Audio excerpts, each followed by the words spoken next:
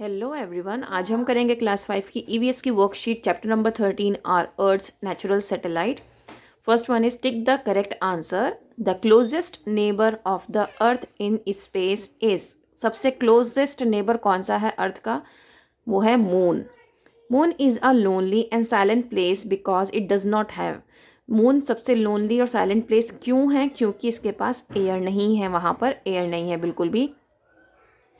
An object through which light can not pass is called.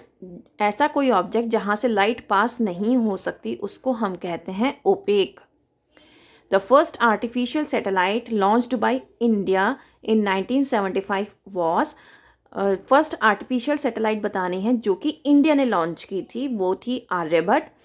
वैसे first artificial satellite जो world में launch हुई थी वो थी स्पुतनिक 1 जो कि रशियन साइंटिस्ट ने की थी। अगर क्वेश्चन में रशियन साइंटिस्ट आ जाता है और सन आ जाता है 1957, तब होगा आपका आंसर स्पुतनिक 1। बट यहाँ पर पूछा गया है कि first artificial satellite launched by India in 1975, तो वो है Aryabhata, right. A person who goes into space is called an astronaut. कोई भी पर्सन जो स्पेस में जाता है उसको हम क्या कहते हैं? Astronaut. Fill in the blanks with the correct word from the bracket. अब आपको यहाँ से ब्रैकेट में से चूज करना है जो सही है।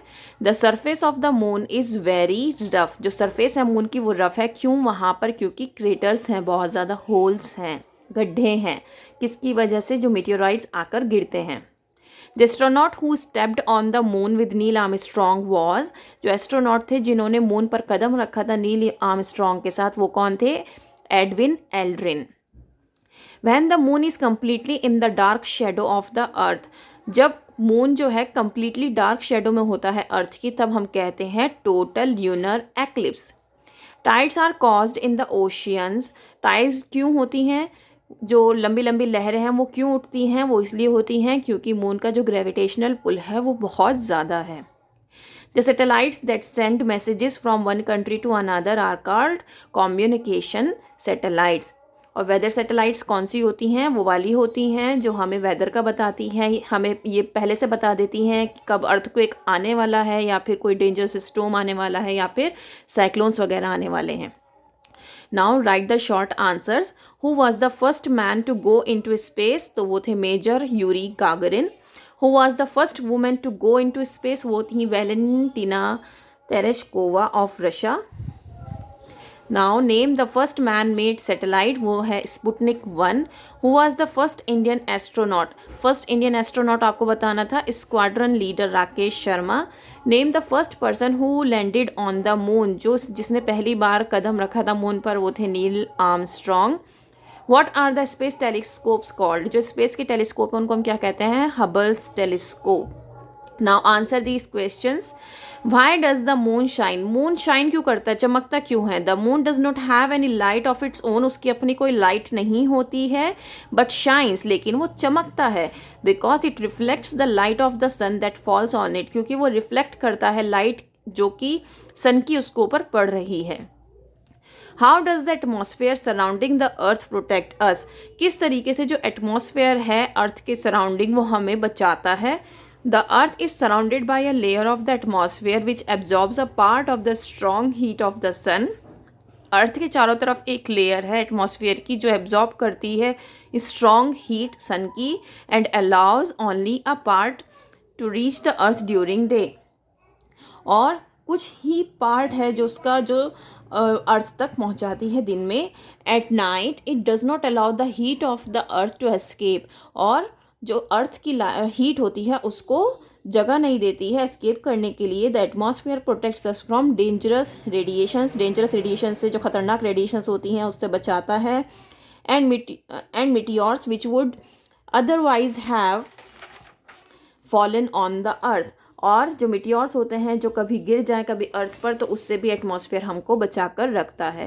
How are tides caused? Tides किस वजह से होती हैं? जो ऊंची ऊंची लहरें उठती हैं वो किस वजह से होती हैं? क्योंकि हमें पता है कि मून की जो ग्रेविटी है वो वीक है, तो वो जो एक नोटिसेबल इफेक्ट है वो लेकर आता है अर्थ पर, जो हमें दिखाई देता है। तो ये क्या करता है कि पानी को जो वो अपनी तरफ खींचता है from the oceans and seas, और जिसकी वजह से जो टाइड्स हैं वो होता है। How is a solar eclipse caused, अब आपको बताना है कि सोलर एक्लिप्स किस वजह से होता है। The moon cast a shadow on the earth, ये आपको पता है कि मून एक शेडो कास्ट करता है अर्थ पर, और जब उस when people in the shadow of the moon can not see the sun, अब उस शेडो में जब सन को नहीं देख पाते हैं तो क्या करता है, उसको हम कहते हैं सोलर एक्लिप्स। ठीक है, और ये दिन में ही होता है solar eclipse. At the time of the eclipse the sun, the moon and the earth are in a straight line.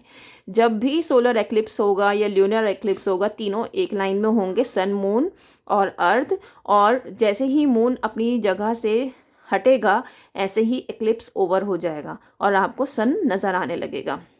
Once the moon move out of the line the eclipse is over. What is a partial lunar eclipse? Partial means आधा। lunar eclipse कब होता है? The moon constantly revolves around the earth। ये हम जानते हैं कि moon regularly घूम रहा है अर्थ के चारों तरफ। At times during this journey the moon is only partly hidden। कई बार क्या होता है कि इस जर्नी के दौरान वो आधा छिपा हुआ होता है डार्क शेडो से, अर्थ की जो डार्क शेडो है उससे आधा छिपा होता है, इसी को हम कहते हैं partial lunar eclipse. Lunar eclipse हमेशा रात को होता है। What are artificial satellites? Artificial satellites कौन सी होती हैं और ये हमारे लिए यूज़फुल किस तरीके से हैं? Artificial satellites are man made objects which revolve around the earth just as the moon does. Artificial satellites man made होती हैं जो इंसानों ने खुद बनाई हैं और अर्थ के चारों तरफ घूमती हैं जैसे कि मून घूमता है। Artificial satellites were designed for scientific research and to give us, देखो ये एक तो साइंटिफिक रिसर्च के लिए डिज़ाइन की गई हैं, बनाई गई हैं, और हमें एक्यूरेट इन्फॉर्मेशन, जो वैल्यूएबल इन्फॉर्मेशन है एटमॉस्फेयर की, हमारे अर्थ के चारों तरफ उसकी जो जानकारी है वो हमें देती रहे, इस वजह से सैटेलाइट्स बनाई गई हैं। There are weather satellites also to know about the weather like early warnings of storms, cyclones, earthquakes etcetera. Weather satellites भी होती हैं जो हमें अर्ली वार्निंग्स दे देती हैं स्टॉर्म्स की, साइक्लोन्स की, अर्थक्वेक्स की।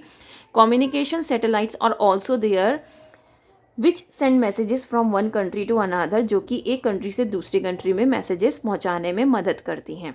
Think and answer. We see astronauts floating in space but not on earth. Why? आपने देखा होगा कि एस्ट्रोनॉट्स क्या करते हैं, स्पेस में फ्लोट करते हैं लेकिन अर्थ पर नहीं करते। ऐसा इसलिए क्योंकि स्पेस में एयर नहीं होती है, तो उनको क्या करना पड़ता है, स्पेस सूट्स पहनना पड़ता है, जिसकी वजह से जो वो सूट होता है वो एक एटमॉस्फेयर क्रिएट कर देता है अपने चारों, उस बॉडी के चारों तरफ, जिसकी वजह से वो आराम से फ्लोट कर सकते हैं। ठीक है, तो मेन रीज़न है कि वहाँ पर एयर नहीं है, और अर्थ पर एयर है तो इसलिए हम फ्लोट नहीं करते हैं। इसका अगर आप गूगल पे सर्च करोगे तो आपको इसका एक रीज़न ग्रेविटी का भी दिया जाता है, क्योंकि वहाँ पर जो ग्रेविटी है वो 1/6 है। मून पर जो ग्रेविटी है वो 1/6 है, और अर्थ की जो ग्रेविटी है वो आप जानते हो अर्थ की ग्रेविटी से 1/6 है मून पर ग्रेविटी, तो इसलिए वहाँ पर लोग फ्लोट करते हैं। ठीक है, तो इसके दोनों ही आंसर ठीक हैं, बट आपकी बुक में जिस तरीके से दिया गया था, जितनी सिंपल लैंग्वेज में दिया गया था, मैंने वही आपको करवाया है। That's all for now. अगर चैप्टर पसंद आए, समझाना पसंद आए, मेरे क्वेश्चन आंसर्स आपको, वर्कशीट्स आपके लिए हेल्पफुल रहे, लाइक शेयर ज़रूर करना, कमेंट ज़रूर करना, बताना कैसा लगा आपको, और मेरे चैनल को सब्सक्राइब करना बिल्कुल मत भूलना। बेल आइकन तो बिल्कुल भी कोई नहीं बजाता है, बेल आइकन दबाओगे तभी तो पता चलेगा भाई नई वीडियो कब आ रही है, राइट? तो नई वीडियो अगर चाहिए तो बेल आइकन ज़रूर दबाना ताकि एकदम आपके पास नोटिफिकेशन पहुँचे। That's all for now, thank you, bye.